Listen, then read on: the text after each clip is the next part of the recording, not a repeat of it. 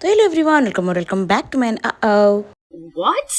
Welcome जो कहूଥିଲି ଏଟାକୁ ଟିକେ ବନ୍ଦ କରିଦବା। No. यस ଏବେ ମୁଁ ଆପଣମାନଙ୍କୁ କହିବି ମୋର ହଂସ୍ତୁତି ମିଷ୍ଟିସ୍ ୱାର୍ଲ୍ଡକୁ ୱେଲକମ୍ କରୁଛି। କ'ଣ ପାଇଁ ସେଟା ମୁଁ କହିପାରିବିନି। ଆହା ତ ସେସବୁ ଛାଡ଼ନ୍ତୁ, ସଣ୍ଡେ ଥିଲା ସେଥିପାଇଁ ମିଷ୍ଟି ମାମା ତା ଅଜାଇ ପାଖକୁ ପଳେଇ ଆସିଲା। ଆଉ ଦେଖନ୍ତୁ କେତେ ଖୁସି ଅଛି ତା ଅଜାଇ ପାଖରେ।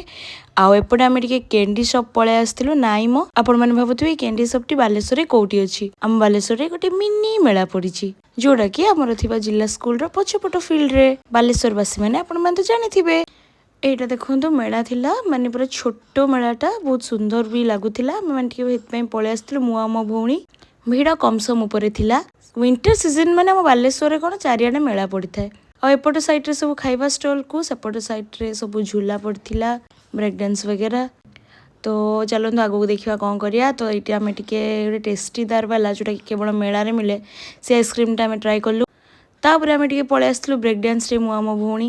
ଟିକେ ମସ୍ତି ତ କରିବା କି ନାହିଁ କହିଲେ? ୟେସ୍ କିଛି ଏମିତି ମାହୋଲଟା ଥିଲା। ଆମେ ଦୁଇ ଜଣ ବସିଥିଲୁ, ତାପରେ ଜଣେ ପରେ ଜଣେ ଆସିଲା ପରେ ଷ୍ଟାର୍ଟ ହେଲା ବ୍ରେକ୍ ଡ୍ୟାନ୍ସଟି। ତାପରେ ଆମେ ମାନେ ପଳେଇ ଆସିଥିଲୁ ଟିକେ ଫାଲୁଦା ଖାଇବାକୁ, ଯେଉଁଟାକି ଟ୍ରେଣ୍ଡ ସାମ୍ନାରେ। ଆଉ ସେଠୁ ଆମେ କିଛି ଖାଇବାର ଘରକୁ ନେଇକି ପଳେଇ ଆସିଥିଲୁ ଘରକୁ। ମିଷ୍ଟି ମାମା ପାଇଁ ଗୋଟେ ବଢ଼ିଆ ଜିନିଷଟେ ଆଣିଛି, ଖାଲି ଗୋଟେ ନୁହେଁ 2-3ଟା ଆଣିଥିଲି। ତାକୁ ଟିକେ ସରପ୍ରାଇଜ୍ ଦେଇ ବୋଲି ଭାବିଲି। ତ ଦେଖନ୍ତୁ ତାକୁ ଆଣିକି ସରପ୍ରାଇଜ୍ ଦେଇଦେଲି। ସେ ତ ତା ଆଇମା ପାଖରେ ସବୁବେଳେ ରୁହେ, ତା ଆଇମା ହିଁ ତାକୁ ସମ୍ଭାଳେ, ଆଉ ମୁଁ ଚାରିଆଡ଼େ ବୁଲେ। ତ ସେଥିପାଇଁ ମୁଁ ତାକୁ ଛାଡ଼ି ଦେଇକି ପଳେଇ ଯାଇଥିଲି, ଆଉ ତା ପାଇଁ ସବୁ ଜିନିଷ ନେଇ ଆସିଥିଲି। ସେ ପୁରା ଖୁସି ହେଇଯାଉଥାଏ ଏଗୁଡ଼ା ଦେଖିକି।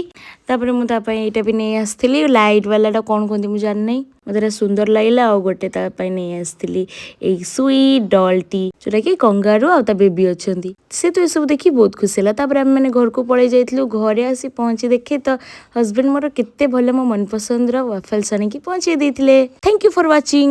ଭାବୁଛି ଏବେ ଆଉ ଥ୍ୟାଙ୍କ ୟୁ ଫର୍ ୱାଚିଂଟା ବି କହିବିନି। ଆରେ ନାଇଁ ମ,